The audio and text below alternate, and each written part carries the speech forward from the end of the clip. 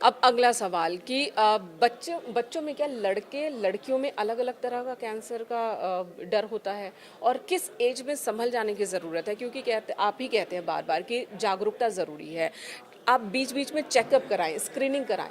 Cancer तो कितने तरह के हैं, तो किन किन कैंसर की स्क्रीनिंग और कब शुरू करें? इसमें दो बातें हैं, किस एज में चेतने की जरूरत है, अर्लीस्ट पॉसिबल, जब जागा तभी सवेरा। जिस दिन आप पॉडकास्ट सुन रहे हो उसी दिन से चेत जाइए, चाहे अभी उम्र बुक आपकी करा लें। कितनी भी है। जी। सुनने वाले 5 साल के हों, 10 साल के हों, या 20 साल के, 50 साल के हों, आज ही चेत जाइए, क्योंकि आज से आपका रिवर्सल चालू होगा। मतलब आप वापस हेल्दी लाइफ में आएंगे, पहली बात। दूसरी बात, जो एडल्ट हैं, अब ये तो प्रिवेंशन की बात हुई, स्क्रीनिंग मतलब अर्ली कैसे पकड़े। पुरुषों में 3 कैंसर कॉमन हो चुका है। फेफड़े का कैंसर, ठीक है। स्मोकर हैं तो, स्मोकर नहीं है अगर दिल्ली एनसीआर जैसी जगह में रहे हैं तो वायु प्रदूषण, एयर पोल्यूशन के कारण। और माउथ कैंसर, गले का कैंसर, जो गुटखा, तंबाकू, सिगरेट, शराब पीते हैं। और तीसरा प्रोस्टेट का कैंसर।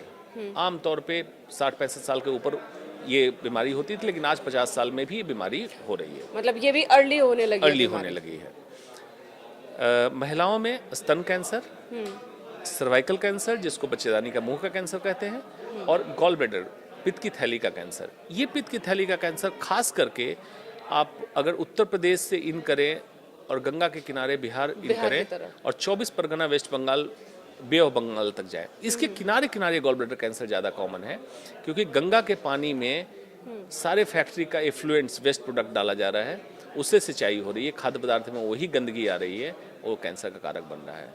ये north India gall bladder cancer का बेल्ट माना जा रहा है। उसी हिसाब से स्क्रीनिंग होगी। स्क्रीनिंग के लिए असामान्य लक्षण कभी भी कुछ हो, आप जांच जरूर कराएं। असामान्य लक्षण का मतलब क्या है कि जो आपके दिनचर्या में नहीं हो रहा था, इंडाइजेशन, एसिडिटी, खाने में दिक्कत, आवाज़ में बदलाव, एबनॉर्मल ब्लीडिंग जैसे रक्तस्राव का होना, मेंस्ट्रुअल साइकिल का लाभे कभी हो जाए, संपर्क के समय हो जाए तो जांच कराएं। कोई शरीर में कोई गांठ हो, ठीक है। कोई छाला हो जो भरता नहीं हो, तब तो जांच कराएं, असामान्य लक्षण। दूसरा, इन जनरल स्क्रीनिंग रिकमेंडेड है कि इसमें कब करना है। हर महिला को 40 साल से ऊपर ब्रेस्ट कैंसर की स्क्रीनिंग करानी है, या तो मेमोग्राफी से या सोनोग्राफी से, या कभी कभी डॉक्टर बताएंगे एमआरआई से। ठीक है। स्तन कैंसर, कोई कंप्लीट पैकेज भी हो है क्या, या आने वाले भविष्य में हो सकता है क्या? देखिए कंप्लीट पैकेज इसलिए संभव नहीं है कि जेंडर के हिसाब तरीके से, अलग-अलग हैं। जेंडर के हिसाब से और उम्र के हिसाब से स्क्रीनिंग होती है। ऐसा नहीं कह सकते हैं कि एक जांच कुछ कर दो पूरे शरीर का, मेल हो फीमेल हो, सब में कैंसर डिटेक्ट हो जाए, ऐसा नहीं होता है। तो स्तन का एक हो गया। सर्वाइकल कैंसर, शादी या संबंध जब स्थापित होने लगा उसके 10 साल बाद पैप स्मेयर जरूर कराएं, एचपीवी डीएनए चेक करें। उसका फायदा ये होगा कि अगर एचपीवी डीएनए मौजूद है और प्री कैंसर के स्टेज में है, वहाँ से हम रिवर्स कर सकते हैं, सर्वाइकल कैंसर रोकने से बचा सकते हैं, या अर्ली कैंसर पकड़ सकते हैं। सर्वाइकल कैंसर हो गया। अब gall bladder cancer, simple ultrasound. आम तौर पे महिलाएं गैस की समस्या, एसिडिटी लेके छोड़ देती हैं। बेसिक अल्ट्रासाउंड कराएं, 2 चीज चेक कराएं, लिवर, गॉल ब्लैडर और ओवरी। ठीक है। अगर ये ठीक है तो आपको डिस्पेप्सिया मतलब ये इंडाइजेशन की तकलीफ सिंपल होगी, दवा ले लें। पुरुषों में सीरम पीएसए जो प्रोस्टेट कैंसर को बताएगा। अगर स्मोकर हैं या पोल्यूशन वाली जगह पे रहते हैं, एक्सरे चेस्ट फेफड़े कैंसर के लिए। और मुंह में घाव, छाला हो, दांत हिल रहा हो, खून आ रहा हो मुंह से, तो माउथ कैंसर का एग्जामिनेशन करा लें कि माउथ कैंसर तो नहीं हो रहा है। ये 6 स्क्रीनेबल कैंसर है। और ये 6 महीने पे, 1 साल पर, 3 साल पर? 1 साल पे मेमोग्राफी, साल? 1 साल, पैप स्मीयर हर साल। अगर 3 पैप स्मीयर नेगेटिव है, मतलब उसमें कोई एबनॉर्मलिटी नहीं आई, तो एवरी 3 इयर्स पैप स्मीयर कराएं। ओके।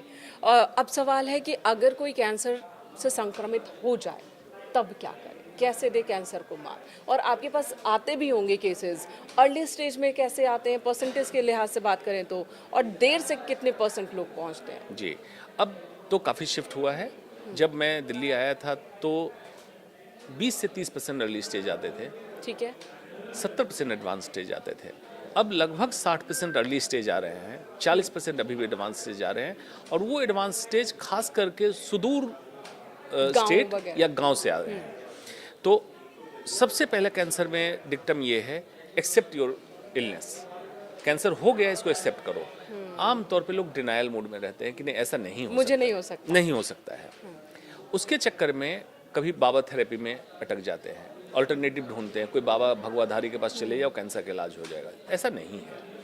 एक्सेप्ट करें और उसको लड़ने के लिए साहसी कदम उठा के आप साथ लें। डॉक्टर से ट्रांसपेरेंटली बात करें, क्या बीमारी है, क्या इलाज होना चाहिए, और डॉक्टर आपको जब बताता है ट्रस्ट करें उस पर। सेकेंड ओपिनियन जरूर लें, जरूरी है सेकेंड ओपिनियन, कि हो सकता है कहीं सही चीज़ नहीं बताई जा रही हो। उसके बाद as per stage, as per disease, किस अंग का कैंसर है, कौन सा स्टेज है, उसके हिसाब से ट्रीटमेंट डिसाइड होगा। ट्रीटमेंट आमतौर पे 3 हेडिंग में है: ऑपरेशन, कीमोथेरेपी जो दवाई बोलते हैं, रेडिएशन थेरेपी रेज के साथ। इसी का कॉम्बिनेशन डॉक्टर आपको बताएगा कि पहले सर्जरी होनी है, पहले कीमोथेरेपी होनी है, फिर वो सर्जरी होनी डिपेंड करता है कि किस स्टेज है, पे किस है, स्टेज पे और किस अंग का कैंसर। किस अंग का है। बहुत महंगा भी है कैंसर के इलाज की बात की जाए तो। क्या ऐसा मुमकिन है कि इंजेक्शन, जैसे सर्विकल कैंसर के लिए अभी भी इंजेक्शन है, योजना भी आ गई है कि 10 से ऊपर जो बच्चियां हैं उनको सर्विकल कैंसर का वैक्सीनेट किया जाए, क्या दूसरे कैंसर का भी वैक्सीनेशन मुमकिन है? जी, सर्विकल कैंसर का वैक्सीन आ गया, ह्यूमन पेपिलोमा वायरस के खिलाफ वैक्सीन तैयार किया गया, और इस पर तो बजट में इंक्लूड भी कर दिया गया कि इसको लगाया जाए बच्चियों को 9 से 12 साल में। दूसरा है हेपेटाइटिस बी, एक जॉन्डिस का प्रकार है जिससे लिवर कैंसर होता है बाद में। तो हेपेटाइटिस बी का वैक्सीन अवेलेबल है, जिसको अगर लगाएंगे तो हेपेटाइटिस बी नहीं होगा, कैंसर से बचेंगे। ये तो 2 एस्टेब्लिश वैक्सीन है। दूसरे वैक्सीन पर रिसर्च चल रहा है जिसमें प्रोस्टेट कैंसर है, मेलानोमा है। एक अभी रिसर्च आया है थेरेपेटिक वैक्सीन, कैंसर हो जाए तो कौन सा वैक्सीन दें कि इस कैंसर को खत्म करे और साथ में दोबारा रिलैप्स ना होने दे। तो ये एक अच्छी पहल हुई थेरेपेटिक वैक्सीन पे। और कितना महंगा है ये? अभी रिसर्च में है, अभी मार्केट में नहीं है थेरेपेटिक वैक्सीन, तो आने पर पता चलेगा, लेकिन महंगा होगा। दूसरा सवाल आपने पूछा, कैंसर का इलाज महंगा है। महंगी की बात तब आती है कि सरकारी संस्थानों में इलाज क्यों नहीं है। बड़ा सवाल है, बड़ा सवाल है। एक न्यू नॉर्मल आपने मान लिया कि कैंसर का इलाज सिर्फ प्राइवेट में ही होगा। ऐसा क्यों? सरकारी संस्थान में क्यों नहीं हो रहा है?